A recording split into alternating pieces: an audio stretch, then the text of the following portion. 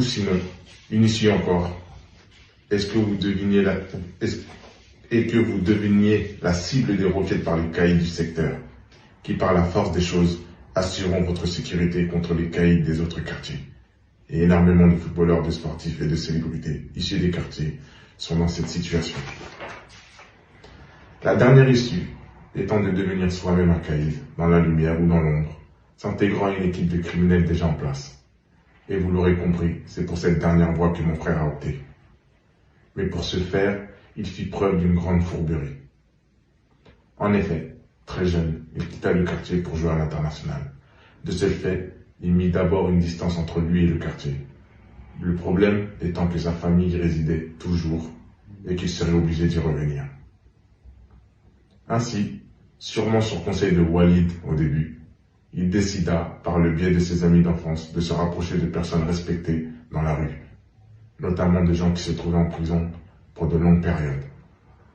Alors, il prit contact avec eux en obtenant leur numéro mobile secret pour pouvoir les appeler et se rapprocher d'eux. Il paya les frais d'avocat par le biais de leur famille. Il leur fit de la lèche à leur sortie de prison occasionnelle en les considérant comme des grands frères, les arrosant et leur famille par des cadeaux et de l'argent.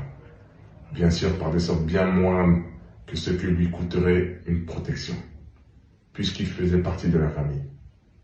C'est ainsi qu'il put utiliser leur nom dans la rue. Et ces rapprochements sont connus partout à Roissy.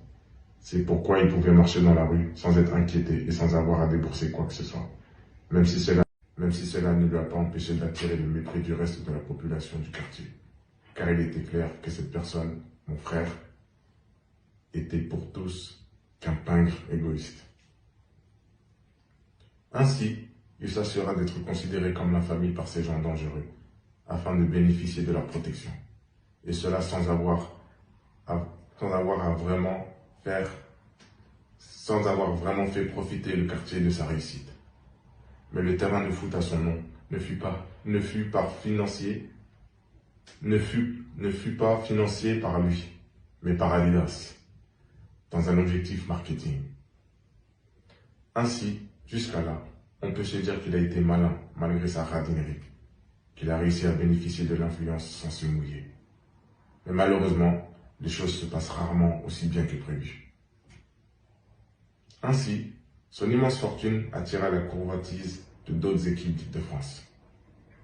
Ainsi, grâce au nom des caïds qu'il utilisait, qui eux se trouvaient encore en prison, il se mit en contact avec des équipes à l'extérieur dans le but d'être protégé, que ces gens puissent riposter pour lui et qu'il puisse agir à sa demande. Et ce que nous savons depuis que mon frère nous impliquait malgré nous, c'est que ces gens ont effectivement agi pour lui, qu'ils se sont occupés des équipes qui voulaient s'en prendre à lui en faisant couler leur sang et en envoyant un message à l'ensemble de l'Île-de-France. Comme quoi, personne ne touche à Paul Pogba. Il semble également qu'ils aient accompli beaucoup d'autres choses pour lui.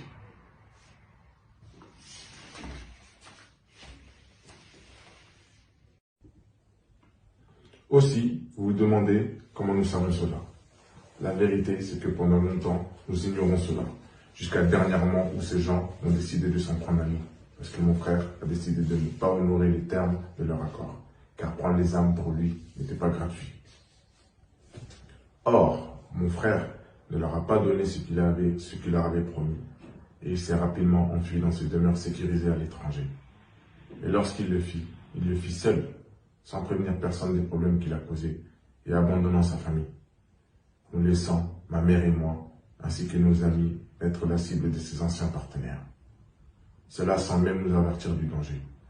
Et il a fallu que je sois braqué pour comprendre la réalité de la situation.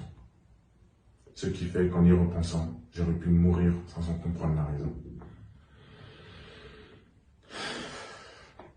Bien que plus tard, après mes remontrances et après avoir compris cela pouvait nuire à son image, qu'il éloigna ma mère seule dans un logement non sécurisé dans le sud, en l'achetant par la même occasion afin qu'elle se taise sur ses agissements et l'appuie en tout.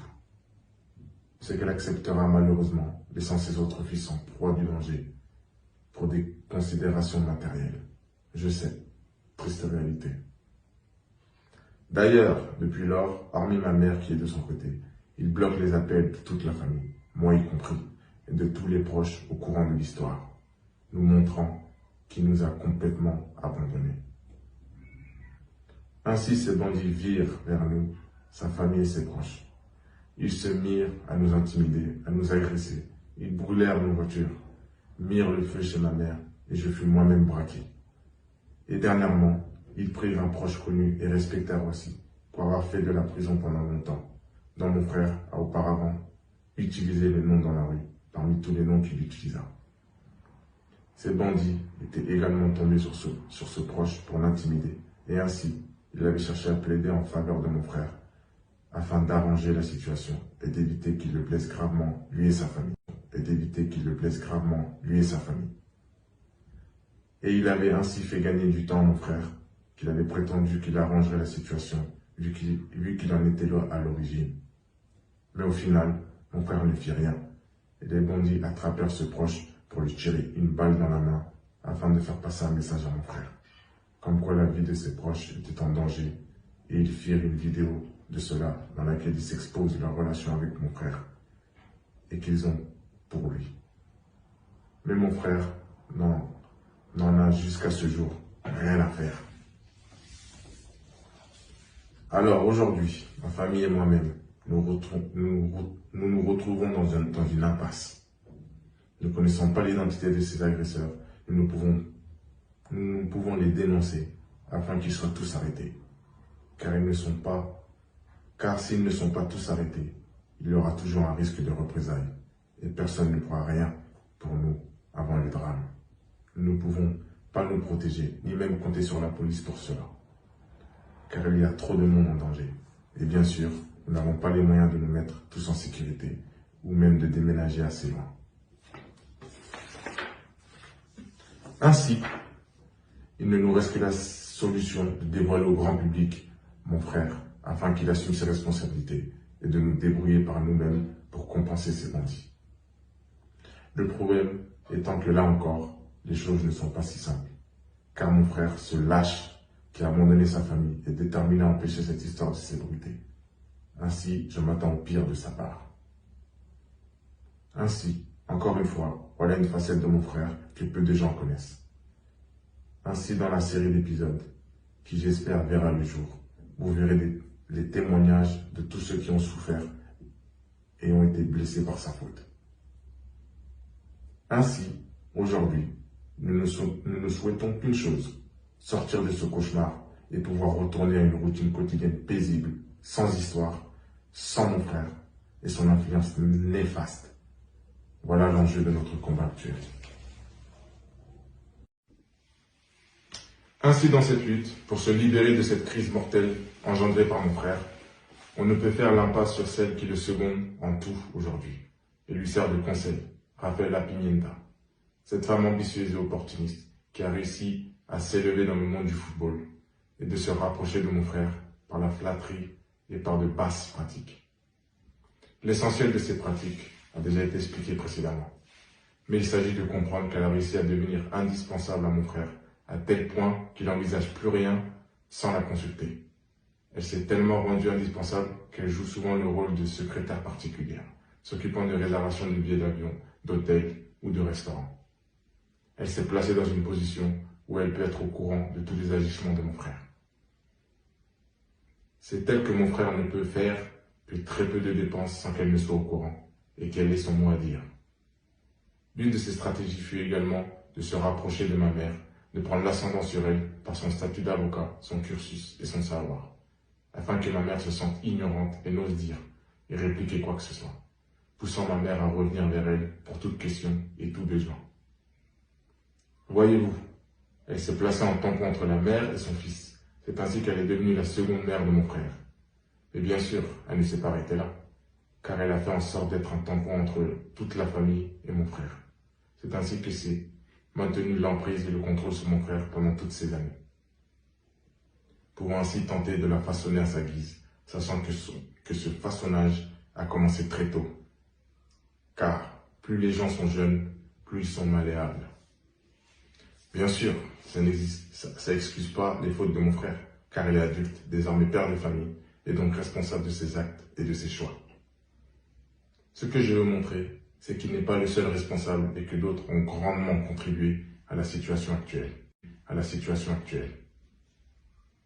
Et vous voulez la plus grande preuve de leur emprise ayant poussé mon frère à devenir un individu abject. C'est qu'ils ont réussi à faire que mon frère se retrouve quasiment seul, les quelques restants de son entourage n'étant là que par intérêt. D'ailleurs, Rafa, comme on l'appelle, a toujours été au courant de ce qui s'est passé dans la famille et du comportement de mon frère, sans jamais le dissuader, car au contraire, c'est eux-mêmes qui lui ont poussé. Elle est également au courant de tout ce que mon frère a fait et qui a mis en péril notre famille. Ainsi, elle est au courant de la collusion de mon frère avec des criminels et elle est aussi au courant de tout ce que nous avons subi comme représailles à cause de lui. Cela, car je l'ai contacté en personne et lui ai tout expliqué moi-même et je possède encore les traces de nos échanges. Malgré cela, qu'a-t-elle fait? Rien. Ainsi, je demande où est l'intégrité de cette personne. Et en ce qui concerne son professionnalisme, ne serait-elle plutôt une pro de la manipulation? Ainsi, je pointe du doigt Rafaela Pimienta pour avoir utilisé notre famille pour leur carrière et leurs ambitions. Ils ont ainsi détruit et transformé notre famille heureuse, jadis, en un lieu où règne le ressentiment désormais. Est-ce ainsi que est censé agir un agent ou un avocat quand ils devraient agir dans l'intérêt de leurs clients et de leur famille? Ne devraient-ils pas aider leurs clients à améliorer leur vie? Est-ce le cas quand on les pousse à détruire leur famille? Quand on laisse ces familles en proie au danger? Ainsi, j'incite tout footballeur et sportif de haut niveau, envisageant de travailler avec elle et l'écurie Raiola, à se poser les bonnes questions. Et s'ils veulent laisser ce genre d'individus entrer dans leur vie pour leur confier leur avenir, la leur et celle de leur famille. Ainsi, à présent, vous comprenez mieux le cheminement qui a emmené mon frère à se corrompre. Et dans cette voie qu'il a prise, la relation qu'il a nouée avec son marabout sorcier fut décisif. On parle d'un marabout assez jeune du nom Ibrahim, surnommé Grande, associé secret de la société Team 5 de Roissy en France, selon ses propres dires, car c'est un proche de l'ancien international Alou Diarra. Mon frère l'a rencontré grâce au joueur Serge Aurier, lui ayant recommandé son marabout. C'est grâce à son ancien chauffeur bras droit et ami d'enfance, Mamadou Magassa, surnommé Mams, présenté comme tel dans l'avant-dernier documentaire de mon frère, que tout fut découvert. C'est grâce à lui que la vérité fut révélée, lui qui a travaillé auprès de mon frère pendant 6 ans environ. À son insu, il fut utilisé pendant près de 4 ans comme intermédiaire entre mon frère et son marabout sorcier, qu'il avait présenté au départ comme son oncle, qui bien sûr n'a jamais fait partie de la famille. C'est plus tard, lorsqu'il découvrit la vérité, qu'il prit peur, qu'il décida de quitter mon frère. Cet ex-bras droit nous a tout raconté, comment tout se passait, et ainsi que comment il a été exploité par mon frère alors qu'il prétendait être son ami. Ainsi, il rencontra ce faux oncle pour la première fois en 2015, lorsque Paul l'invita ce sorcier à dîner chez lui. Peu de temps après, Paul lui demanda de livrer un gros sac d'argent à l'aéroport Charles de Gaulle à un inconnu. 2016 arrive le transfert de Paul, qui s'effectue avec le plus gros montant de l'histoire. La relation avec le sorcier devient plus proche, et le marabout travaille dès lors beaucoup pour lui. Ainsi, le rôle d'intermédiaire de Mams en rapport avec le sorcier consistait essentiellement à faire parvenir les paiements liquides de mon frère Paul au sorcier, en paiement pour ses rituels mystiques. Ce qu'il effectua 1 à 2 fois par mois pour les montants tournant autour de 75 à 100 000 euros à chaque fois. Le montant était tellement récurrent que pour faciliter la tâche, Paul lui avait fait une procuration auprès de la Banque centrale de Londres afin qu'il retire lui-même l'argent et effectuer la remise directement et rapidement. Ainsi, Mams effectua régulièrement des voyages entre la France et le Royaume-Uni à partir de 2016. Voyage qui avait pour seul objectif de livrer l'argent à l'aéroport Charles de Gaulle au sorcier, qui venait récupérer l'argent lui-même. Dès qu'il déposait l'argent, il retournait aussitôt dans l'avion. Il effectua aussi des voyages lorsqu'il avait de grands matchs à venir. Fin de 2016, le sorcier décide de venir à Manchester sous le couvert d'être fan de l'équipe. Mais comme il n'y a pas de visa, il demande à Paul de s'en occuper, ce qu'il fera. Pendant ce séjour, il demandera à visiter le stade, s'isolera avec Paul, et un moment plus tard, Paul demandera à Mamadou d'aller enterrer un papier dans la pelouse sans fournir d'explication. Car notez que jusqu'à là, Mams ne savait pas dans quoi il était impliqué.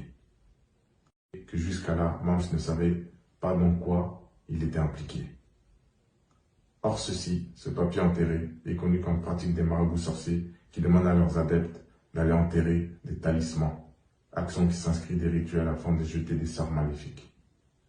À cette époque, Mams se pose de plus en plus de questions, avec ses pratiques douteuses, sans qu'on lui fournisse d'explications. Mais au bout d'un an de rencontre avec le sorcier, les deux commencent à sympathiser, et celui-ci se met à s'ouvrir et commence à parler de lui.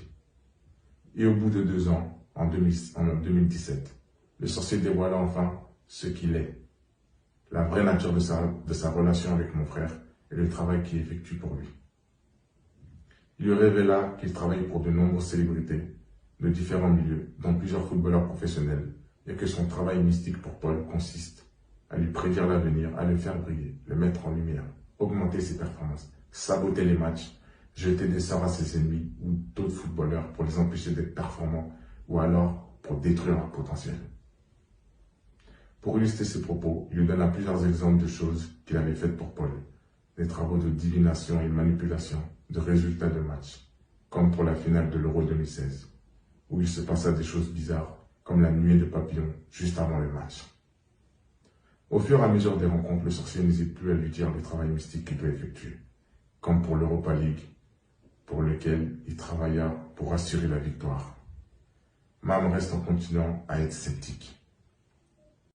Pendant ce temps, Paul s'étant laissé convaincre et croyant de plus en plus à son sorcier, il passe de plus en plus de temps à converser avec lui, ressortant joyeux et confiant après ces discussions. Lorsque mon frère et son marabout sorcier se rencontrent, ils s'isolent pendant de longues heures. Parallèlement à cela, Paul fait de plus en plus de cadeaux à son gourou, lui offre une Cadillac, lui envoie encore plus d'argent. Les envois d'argent sont tellement importants qu'en plus de Mams, il a recours à d'autres coursiers.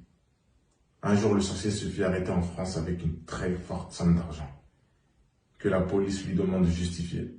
Ainsi, Paul les appellera lui-même pour confirmer que c'était de l'argent qu'il lui avait remis.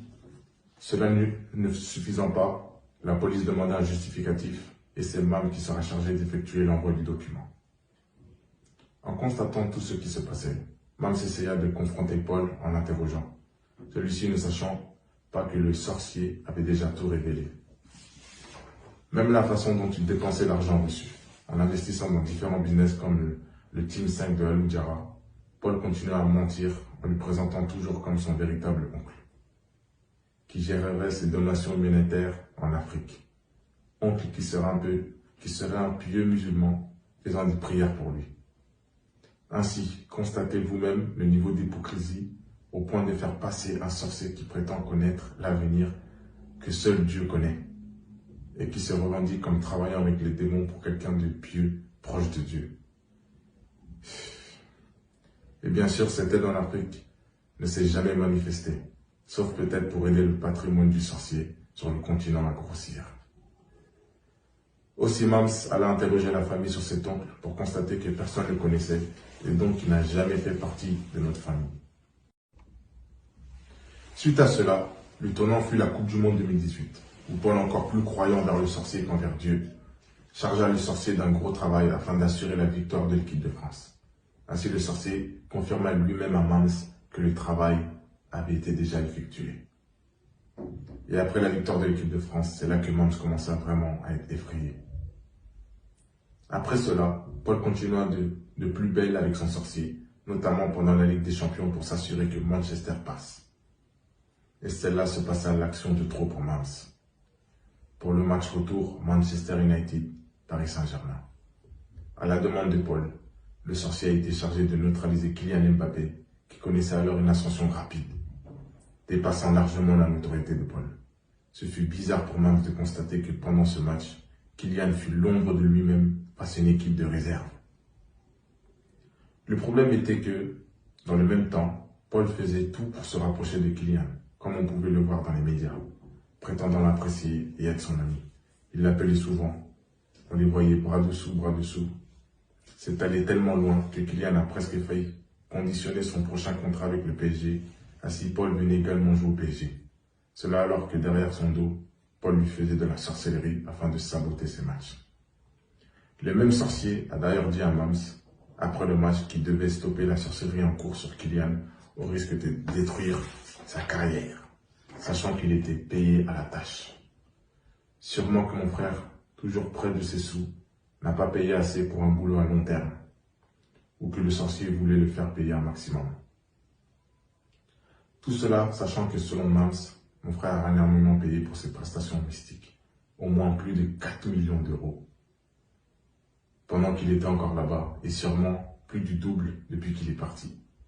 Cela, quand dans le même temps, toute sa famille était dans le besoin, à croire qu'il échangeait sa famille contre la réussite.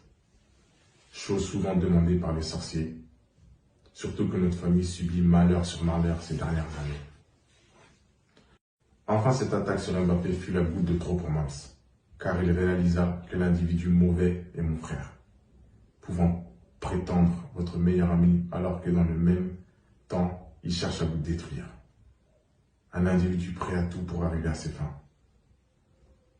De plus, il se remémora la façon dont s'est comporté mon frère avec lui durant toutes ces années. Par la bouche, il était le bras droit, mais dans les faits, il était le larbin, exploité et payé au noir. Alors que d'autres footballeurs, lorsqu'ils font appel à leur meilleur ami pour les aider dans leur carrière, leur payent grassement des 10 000 euros, voire plus, afin qu'ils profitent eux aussi du succès et améliorent leur vie. Lui était payé de base 2 000 euros au noir, qui plus tard fut baissé à 1 500, et certains mois, il n'était payé que 500 euros, alors que Paul prétendait être son ami, à qui il voulait du bien, et à qui, bien sûr, il a aussi fait des promesses non tenues. Cela alors que de base le métier de chauffeur de maître que Mams faisait sans même parler de ses autres tâches est payé plus que cela, soit 2 400 euros en moyenne. Salaire qui monte en travaillant pour des personnalités fortunées. Et mon frère, n'est-il pas fortuné? Et n'est-ce pas son ami d'enfance, son bras droit? En tout cas, cela marqua la rupture entre eux. Mams décida de fuir ce milieu et rentrer chez lui. Mais Paul justifia son départ comme un licenciement pour vol, alors que ce qu'il lui reproche est une chose dont il était au courant et avait laissé faire. Car mon frère avait laissé à Mams une carte bancaire limitée à 2 000 euros par mois pour les courses et les diverses dépenses pouvant survenir, et c'est à Mams de gérer à sa guise. Le problème étant que souvent la famille l'appelait, notamment ma mère, car elle avait plus d'argent pour se nourrir, ainsi plusieurs fois elle lui envoyait un peu d'argent de cette carte, chose qui ne cachait pas à mon frère et qui n'avait jamais posé problème. Les sommes étant dérisoires pour mon frère. Mais à la fin, ce fut le motif de licenciement de Mams afin de les discréditer. Voyez comment le maintien de l'image à tout prix primordial pour mon frère.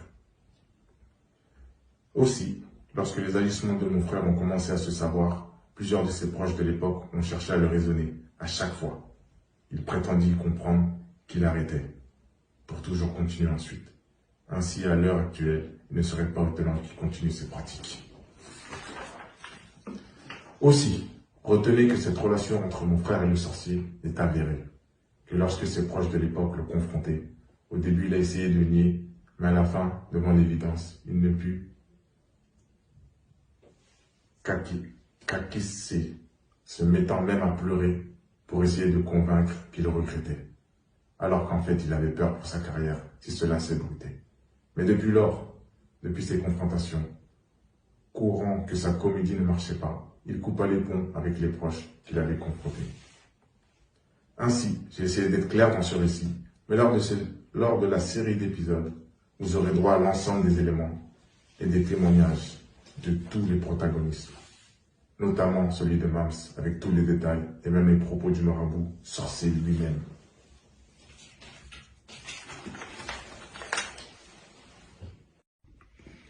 Ainsi, sachez que la nature de l'hypocrite est de cacher sa vraie nature et il est très difficile de les débusquer. Il faut les côtoyer pendant longtemps pour pour s'apercevoir qu'il y a un problème et les fréquenter pendant des années pour réussir à vraiment les connaître. Mais à long terme, la vérité apparaîtra toujours, car il y a toujours des incohérences entre l'intérieur, les paroles et les actes. Ainsi, tout ce que vous venez d'entendre est ce que ma famille et nos proches ont vécu pendant une dizaine d'années. Et si vous comparez ce récit avec l'image que mon frère essaie de renvoyer dans les médias, son hypocrisie vous sera claire et flagrante. Et si Mams regrette d'avoir participé à tout ça, étant profondément désolé pour Kylian Mbappé, même s'il était ignorant de tout ce qui se passait vraiment, c'est complètement l'inverse avec mon frère, qui s'entête de son hypocrisie, n'exprimant aucun remords sincère. Ainsi, si j'ai parlé de l'islam dans mon récit, c'est que, pour mon frère, l'islam est un élément clé dans sa stratégie de communication, notamment envers les banlieues, dont la majorité de la population est musulmane. Beaucoup de footballeurs français sont issus de banlieues et sont musulmans. Ainsi, en étant musulman, il est plus facile de se faire apprécier d'eux. De plus, avoir les musulmans derrière soi est une manière efficace de booster sa notoriété grâce aux followers musulmans. Mais surtout, tout le monde aurait pu constater le changement dans les stratégies de grandes marques, notamment les marques de luxe, qui ont opté pour la même stratégie qu'Adidas, avec qui mon frère a signé pour devenir leur égérie d'Europe. Leur stratégie se tournant désormais vers le hip-hop, le rap, le streetwear et les banlieues. Aujourd'hui, aucune classe sociale n'échappe à cette culture urbaine. Il faut voir l'émergence et la popularité de rap aujourd'hui. Et comme il est dit question mode, si Paris influence le monde, la banlieue influence Paris. Donc, s'assurer une place dans le cœur de la banlieue, c'est s'assurer une place de choix auprès des grandes marques. Ainsi, niveau humain, la stratégie de mon frère Paul consista à montrer son islam à tous et partout, invoquant Dieu et se prosternant en plein terrain, multipliant les pèlerinages à la Mecque, dont vous verrez les photos sur les réseaux avec des groupes de musulmans souriants, contents de côtoyer une star musulmane. Multipliant les interviews pour raconter sa conversion, parler de sa vision de l'islam. Profitant de chaque événement musulman pour rappeler au monde qu'il est là. L'objectif étant de paraître le plus pieux possible, de pouvoir se faire apprécier des personnes influentes de la communauté, voire de pouvoir se rapprocher d'eux afin d'obtenir leur validation pour être encore plus appréciés par la communauté et donc gagner en notoriété. Ce qui augmentera au final son prix pour les marques. Cela alors que dans ces mêmes médias sociaux, il n'hésite pas à montrer qu'il aime la fête et le monde de la nuit. Exemple d'incohérence entre les paroles et les actes. Bien sûr, cela lui permet aussi de gagner des points auprès de son sorcier, qui acceptera encore plus volontiers de l'aider en tant que coupable des pires crimes auprès de Dieu. Aussi, je vous ai déjà parlé du fait que l'islam est incompatible avec la sorcellerie, et que celui qui s'adonne à cette pratique est considéré par tous les musulmans du monde comme un grand hypocrite, et qui ne peut être considéré comme musulman. Aussi, j'aimerais signaler son comportement à l'égard de nombreux musulmans que mon frère a côtoyés, notamment à la Mecque. Musulmans qu'il appréciait du fait de s'être fait avoir par la fausse image de Dieu qu'il renvoie. En effet, tout comme avec notre famille, il s'est engagé à aider beaucoup de musulmans pour au final ne pas tenir sa promesse. Il s'est engagé auprès d'associations s'occupant des familles musulmanes en difficulté, de par le monde pour les aider régulièrement. Or, après avoir envoyé quelques miettes à une association, il fait la sourde oreille à tous et changea de numéro. Et les gens l'attendent toujours, tristes de l'avoir simplement rencontré, lui qui a leur suscité tellement de faux espoirs. En fait, ce n'est pas étonnant pour qui le connaît, car comment pourrait-il aider autrui s'il n'est pas capable d'aider sa propre famille de sang? Et ce qu'il y a de plus exaspérant dans tout ça, c'est d'abord qu'il n'aide pas, mais qu'en plus il ne paye pas sa zakat. Des proches musulmans lui ayant reproché cela, il s'est engagé à le faire, mais au final, il ne fit rien. Quand on connaît l'importance de la zakat dans l'aide aux plus démunis de la communauté, refuser de le faire devait être suffisant pour les musulmans pour comprendre les mensonges de mon frère. Quand il dit aimer la charité, vouloir aider les musulmans, la Palestine ou l'Afrique. Ainsi, mon frère Jumeau et moi, étant également devenus musulmans, en étudiant et en apprenant ce que doit être un musulman, son hypocrisie n'a été que plus claire pour nous. Ainsi, il est important pour nous de mettre en garde les musulmans du monde, car notre petit frère Paul Pogba, car il ne mérite vraiment pas d'être écouté, suivi ou pris comme modèle. L'avoir observé pendant toutes ces années nous a permis d'acquérir la certitude que cette personne ne respecte ni Dieu, ni l'islam, ni les musulmans, et qu'il n'a encore plus rien à faire des adeptes des autres religions, à l'exemple des chrétiens et catholiques. C'est à se demander si lui, qui ne respecte pas sa mère, a le moindre respect pour quelconque être humain. Alors, peuple français, anglais et italien, retenez que mon frère n'est pas un héros et qu'il n'a aucun respect pour vous. Il n'aime et ne respecte que son image et l'argent. En conclusion, ainsi nous arrivons à la fin de ces nombreuses révélations. Même si pour aller vite, beaucoup de détails n'ont pas été omis, mais j'espère avoir la chance de pouvoir développer ce récit en détail en accompagnant de nombreux témoignages des témoins et victimes, afin qu'il n'y ait aucun doute sur tout ce que je viens de vous raconter et sur la véritable personnalité de mon frère, afin que quiconque le rencontre soit sur ses gardes pour ne pas souffrir de sa mauvaise influence. Et je vous le dis, côtoyer mon frère Paul Pogba ne vous apportera rien de bon et positif dans votre vie. Notre famille s'en serait portée bien mieux s'il avait coupé les ponts dès le début et s'il n'avait pas cherché à exercer son influence sur nous, s'il s'était abstenu de faire des promesses. Aujourd'hui, ce que j'espère, c'est que mon frère se réveille, qu'il assume sa responsabilité et que notre famille puisse sortir du guêpier mortel dans lequel il nous a mis. Car rappelez-vous, nous sommes en danger à cause de lui et je pourrais me faire tuer n'importe quand par sa faute. Mon souhait, pouvoir retrouver une vie normale. Merci de m'avoir écouté.